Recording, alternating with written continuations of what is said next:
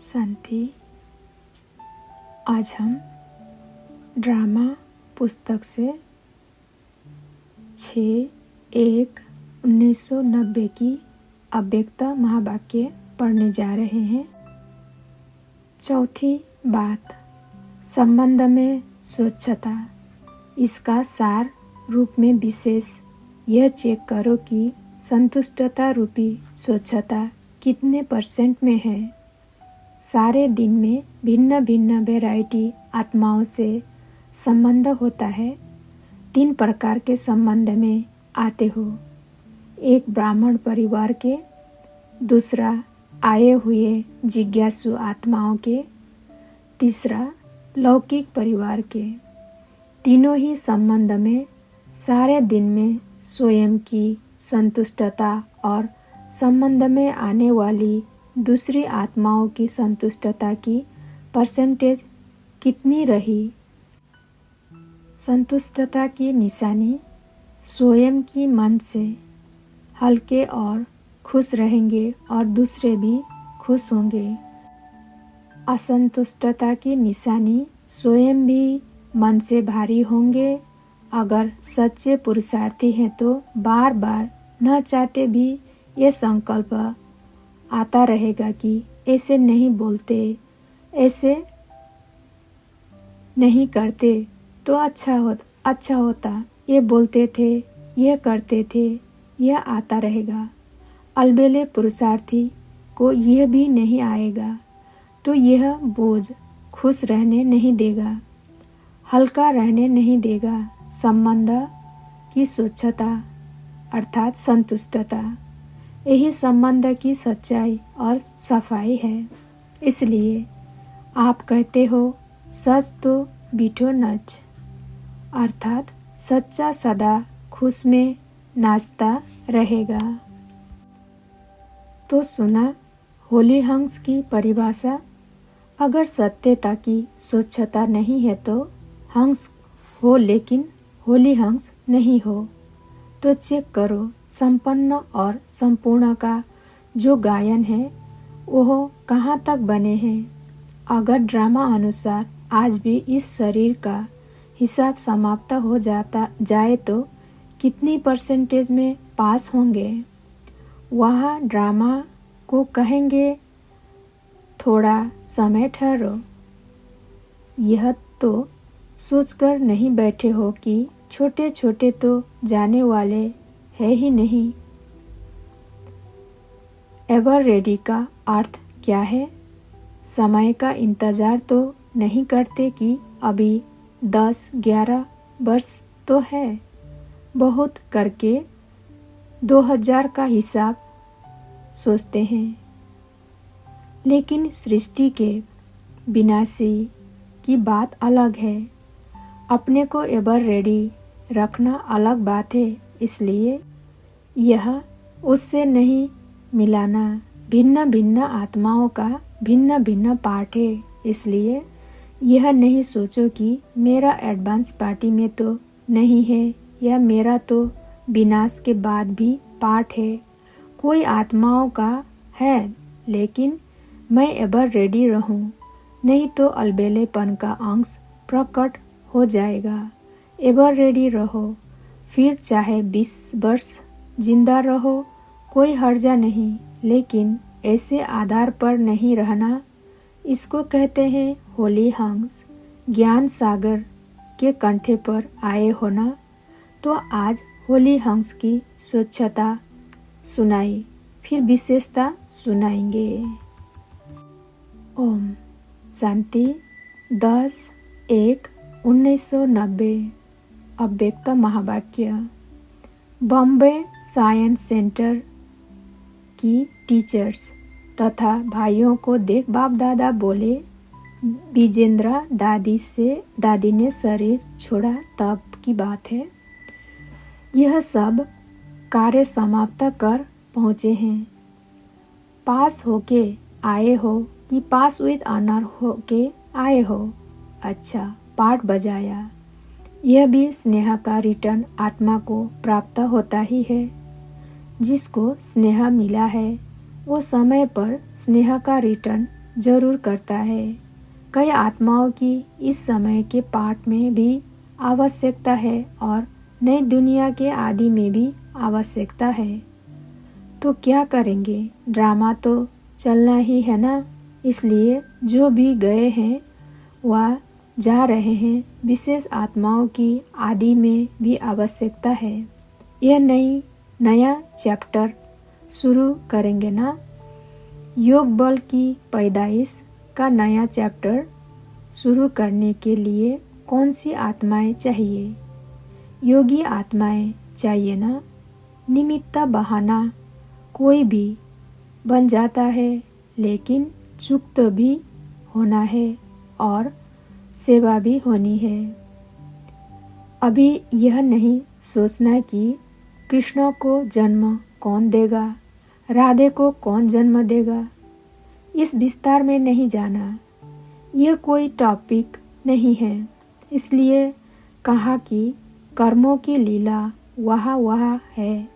बाकी जन्म कोई भी दे, इनमें नहीं जाना। आपको जाना है, यह सोचना है। अच्छा। ओम शांति। 10/1/1990 अव्यक्त महावाक्य। सदैव एक बाप दादा की श्रेष्ठ मत याद रखो कि जिन्हों को बाप ने निमित्त बनाया है, वो निमित्त आत्माएं जो डायरेक्शन देती है उसको महत्व देना चाहिए। उस समय यह नहीं सोचो कि निमित्त बने हुए शायद कोई के कहने से कह रहे हैं। इसमें धोखा खा लेते हो।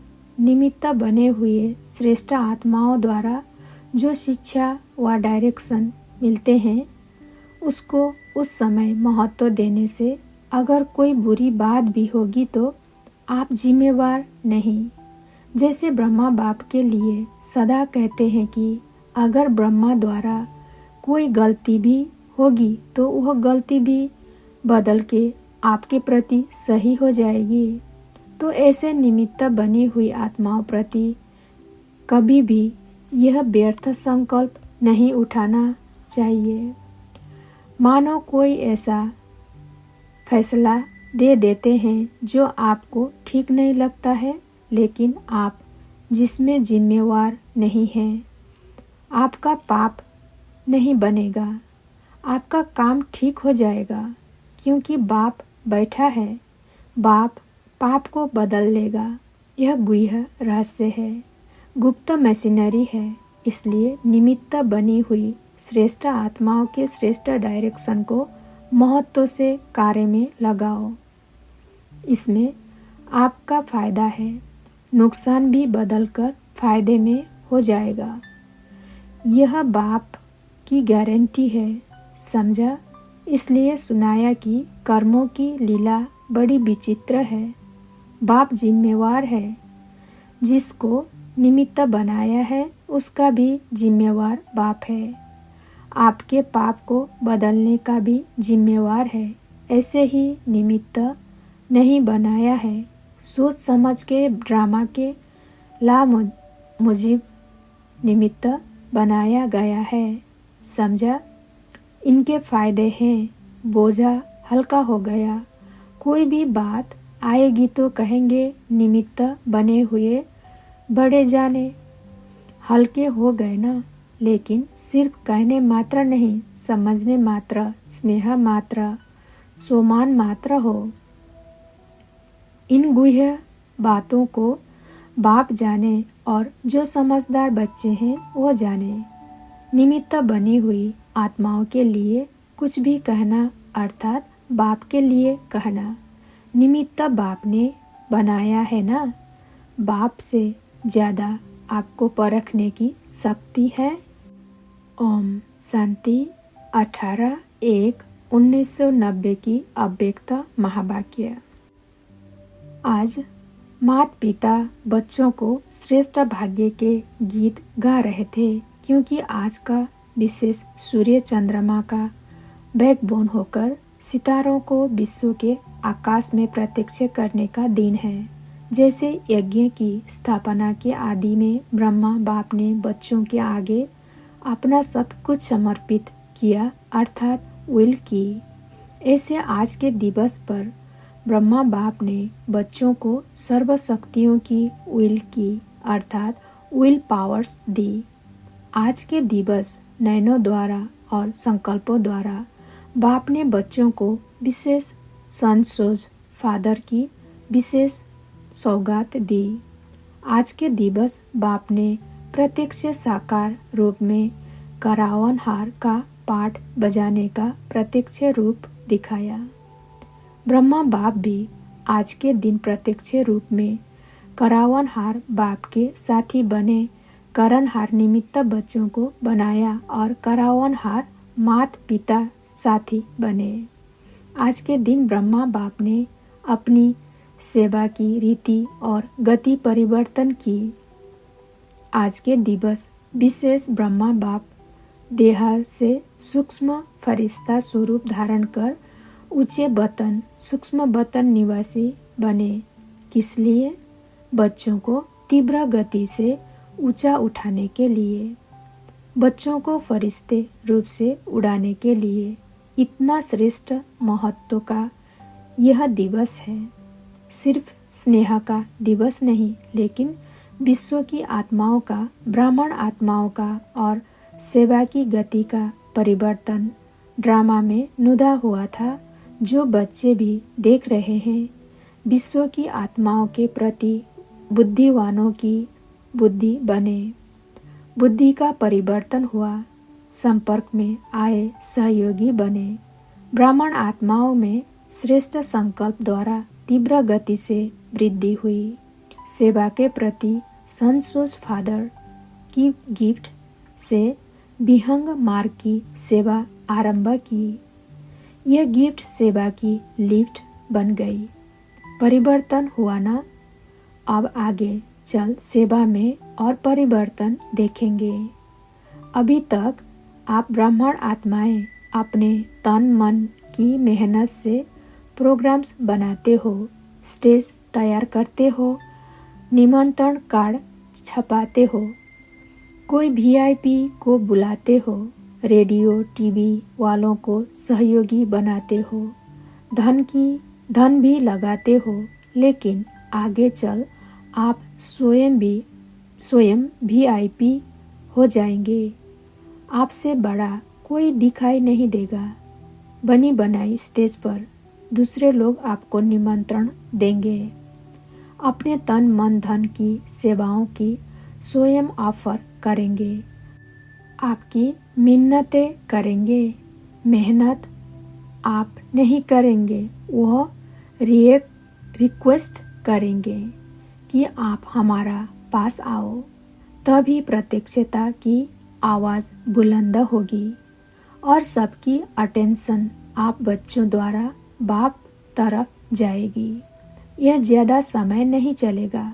सबकी नज़र बाप तरफ जाना अर्थात प्रत्यक्षता होना और जय जयकार के चारों ओर घंटे बजेंगे। यह ड्रामा का सूक्ष्म राज बना हुआ है। प्रत्यक्षता के बाद अनेक आत्माएं पश्चाताप करेंगी और बच्चों का पश्चाताप बाप देख नहीं सकता, इसलिए परिवर्तन हो जाएगा। अभी आप ब्राह्मण आत्माओं की ऊंची स्टेज सदा काल की बनी रही है। आपकी ऊंची स्टेज सेवा की स्टेज के निमंत्रण दिलाएगी और बेहद विश्व की स्टेज पर जय जयकार का पाठ बजाएंगे।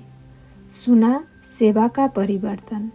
बाप के अव्यक्त बनने के ड्रामा में गुप्त राज भरे हुए थे। कई बच्चे सोचते हैं कम से कम ब्रह्मा बाप छुट्टी तो लेके जाते, तो क्या आप छुट्टी देते? नहीं देते ना। तो बलवान कौन हुआ? अगर छुट्टी लेते तो कर्मातीत नहीं बन सकते, क्योंकि ब्लड कनेक्शन से पद्मा गुणा ज़्यादा आत्मिक कनेक्शन होता है। ब्रह्मा को तो कर्मातीत होना था या स्नेह के बंधन में जाना था। ब्रह्मा बाप भी कहते हैं ड्रामा ने कर्मातीत बनाने के बंधन में बांधा और बांधा कितने टाइम में।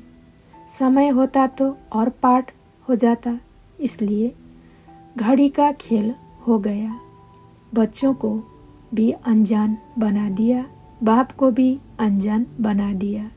इनको कहते हैं वाह ड्रामा वाह। ऐसा है ना।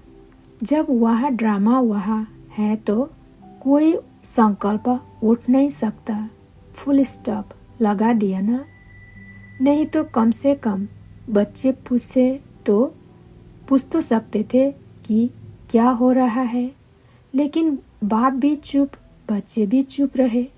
इसको कहते हैं ड्रामा का फुल स्टॉप। उस घड़ी तो फुल स्टॉप ही लगाना ना। पीछे भल क्वेश्चन कितने भी उठे, लेकिन उस घड़ी नहीं, उस घड़ी तो फुल स्टॉप ही लगा। तो वह ड्रामा वह कहेंगे ना। बाबा बाबा बुलाया भी पीछे, पहले नहीं बुलाया। यह ड्रामा की विचित्र नोद होनी ही थी और होनी ही है। परिवर्तनशील ड्रामा पाठ को भी परिवर्तन कर देता है। ओम शांति। 22/2/1990 की अव्यक्त महावाणी। आज त्रिमूर्ति शिव बाप हर एक बच्चे के मस्तक पर 3 तिलक देख रहे हैं। सभी बच्चे दिल के उमंग उत्साह से त्रिमूर्ति शिव जयंती मनाने आए हैं। तो त्रिमूर्ति शिव बाप अर्थात ज्योतिर्बिंदु बाप बच्चों के मस्तक पर 3 बिंदियां को तिलक देख हर्षित हो रहे हैं। यह तिलक सारे ज्ञान का सार है।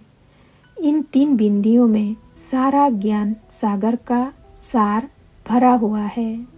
सारे ज्ञान का सार 3 बातों में है, परमात्मा, आत्मा और ड्रामा अर्थात रचना। आज का यादगार दिवस भी शिव अर्थात बिंदु का है।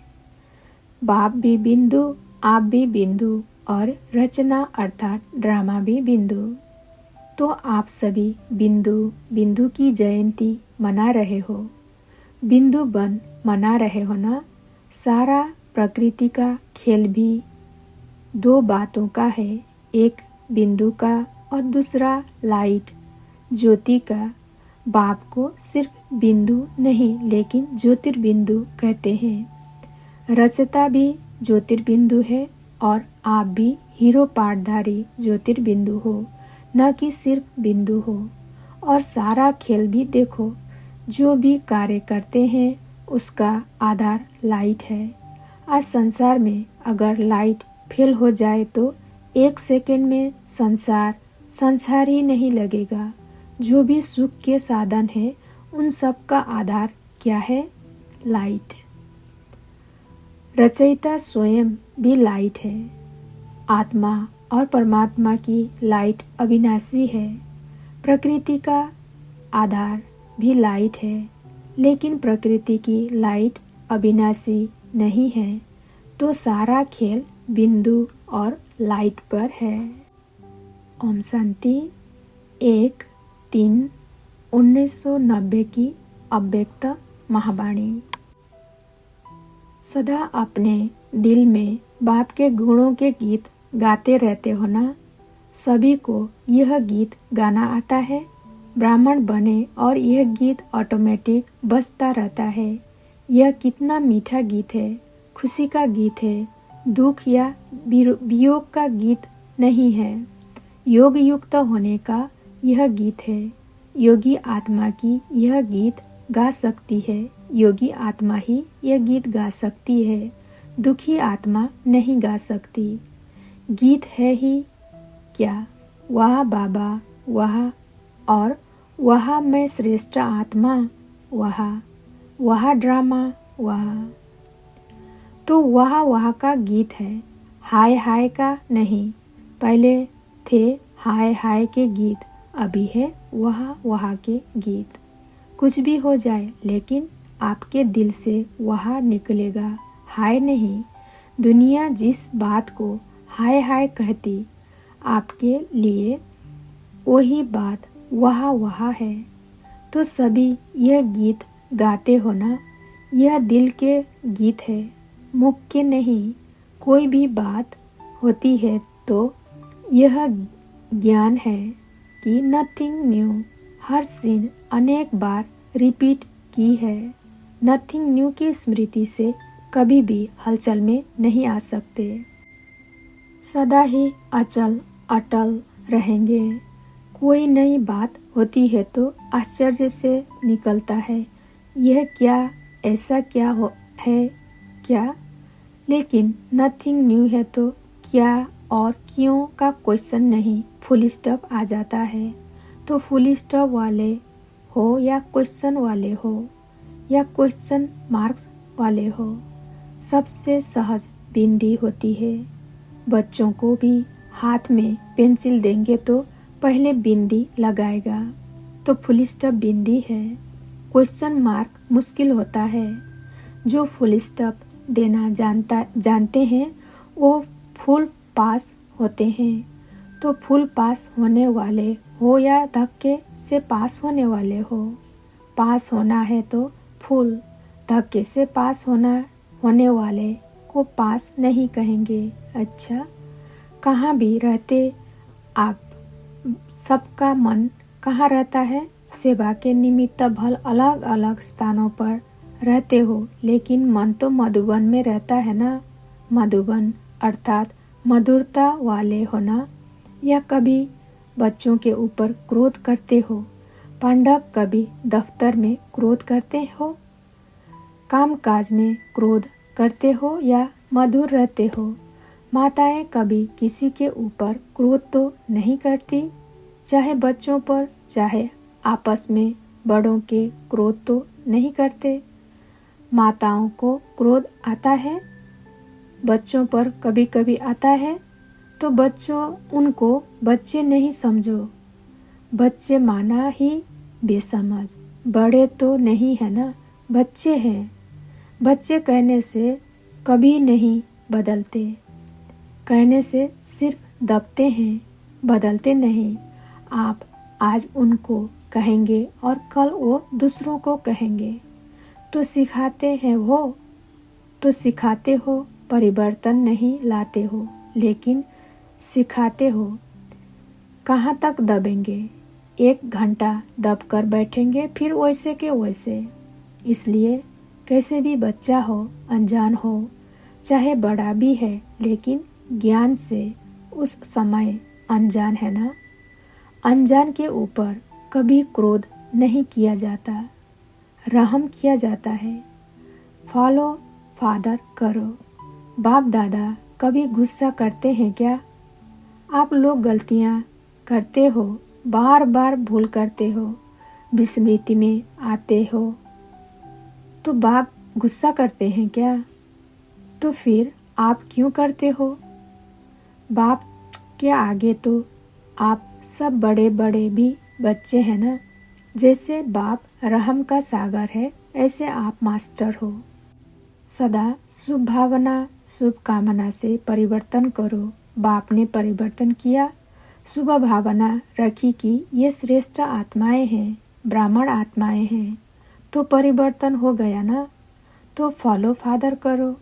पहले अपने को देखो कि मैं कितनी भूल करती हूँ।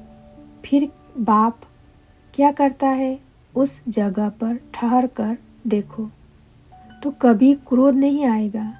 समझा? शुभ भावना शुभ कामना की दृष्टि से स्वयं भी संतुष्ट रहेंगे। अनुभव है ना, संतुष्ट रहना ही संतुष्ट करना है। कुछ भी हो जाए, कितना भी कोई हिलाने की कोशिश करे, लेकिन संतुष्ट रहना है और करना है। यह सदा स्मृति रहे। अच्छा, तो यही लगता है ना, संतुष्ट रहने वाला सदा मनोरंजन में रहेगा। तो यह वरदान याद रखना। ब्राह्मण अर्थात संतुष्ट, असंतुष्टता ब्राह्मण जीवन नहीं है। अच्छा, ओम शांति।